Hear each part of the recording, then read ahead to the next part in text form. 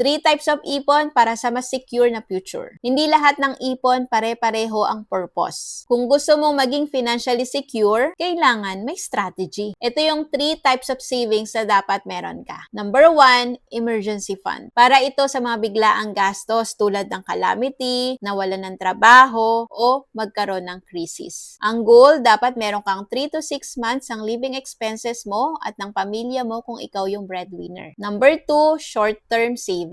Ito yung mga short-term goals na kailangan mo yung pera within 2 years. Like, gusto mo bumili ng cellphone, pambayad ng tuition fee, or gusto mo mag-travel locally para hindi ka na kailangang mangutang. Number 3, long-term savings or investment. Ito naman yung para sa retirement mo, healthcare pagtanda, gusto mong bumili ng bahay at lupa, at pangkapital sa pagnenegosyo. Dito papasok yung pag-i-invest sa stock market, mutual fund, most 18, Kaiser, at real estate. Tinuturo din namin to sa IMG. Tandaan, ipon na walang direksyon, madaling maubos ang pera. Pero ipon na may plano, meron kang aasahan sa future. Kung gusto mong mas matuto pa, comment #ipon below for free coaching to know more about our financial literacy campaign. Retire early, live free, kayang-kaya basta may tamang gabay.